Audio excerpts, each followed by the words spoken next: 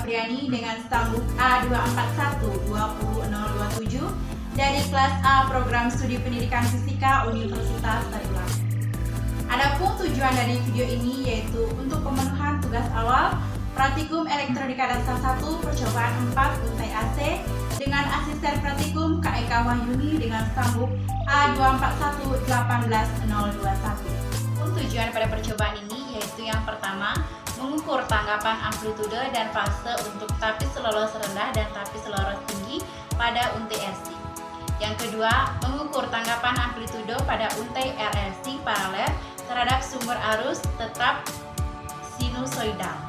Selanjutnya, adapun gambar alat dan bahan yang digunakan pada percobaan ini. Yang pertama ada papan rangkaian, selanjutnya ada resistor, kapasitor, sinyal generator, induktor, kabel penghubung, osiloskop, dan kertas grafik.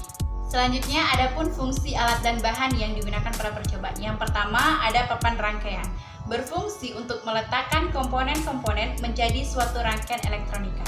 Yang kedua ada resistor, berfungsi untuk menghambat arus listrik yang melewati suatu rangkaian.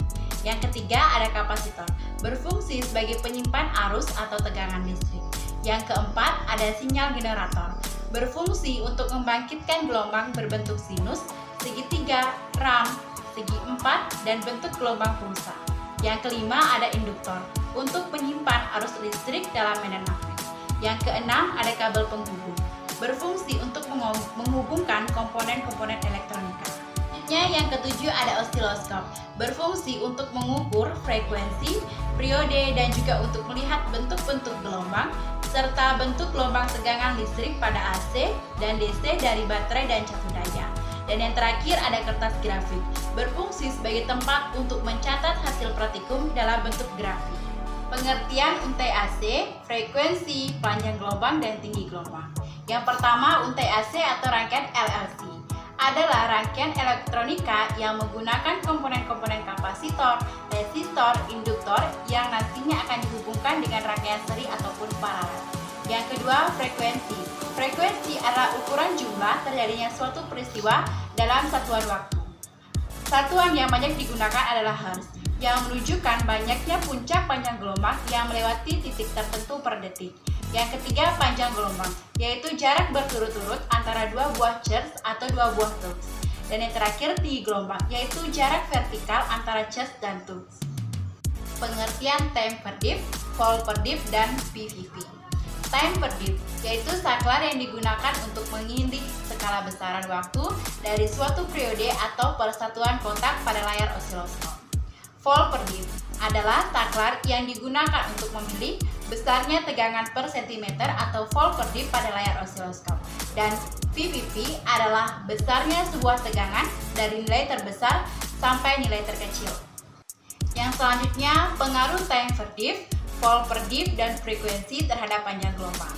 Yang pertama, pengaruh time per diff terhadap panjang gelombang, yakni semakin besar nilai dari time per diff, maka panjang gelombang akan semakin besar, dan begitu pun sebaliknya. Pengaruh volt per diff terhadap panjang gelombang, yaitu semakin besar nilai pada volt per diff, maka tinggi gelombang akan semakin besar, dan begitu pun sebaliknya. Selanjutnya, pengaruh frekuensi terhadap panjang gelombang, yaitu di mana semakin besar nilai frekuensinya, maka semakin kecil panjang gelombangnya, dan begitu pula sebaliknya. Tapis lolos tinggi dan tapis lolos rendah. Tapis lolos tinggi adalah sebuah filter yang melewatkan sinyal frekuensi tinggi dan meredam sinyal frekuensi rendah. Prinsip kerja dari tapis lolos tinggi adalah melewatkan sinyal frekuensi tinggi dan meredam sinyal frekuensi rendah. Sinyal gelombang output yang dihasilkan dari tapis lolos tinggi adalah sinyal berfrekuensi tinggi. Penerapan tapis lolos tinggi dalam kehidupan sehari-hari yaitu sebagai bagian dari crossover audio untuk mengarahkan frekuensi tinggi ke Twitter. Tapis lolos rendah adalah sebuah filter yang melewatkan sinyal frekuensi rendah dan meredam sinyal frekuensi tinggi. Prinsip kerja dari tapis lolos rendah adalah melewatkan sinyal frekuensi rendah dan meredam sinyal frekuensi tinggi. Sinyal gelombang output yang dihasilkan dari tapis lolos rendah adalah pada aplikasi audio, yaitu pada persamaan frekuensi tinggi. Penerapan tapis lolos rendah dan tapis lolos tinggi dalam kehidupan sehari-hari. Yang pertama, pada tapis lolos rendah.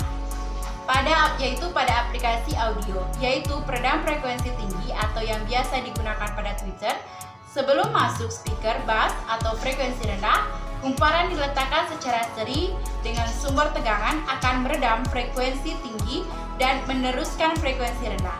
Sedangkan sebaliknya, kapasitor yang diletakkan seri akan meredam frekuensi rendah dan meneruskan frekuensi tinggi.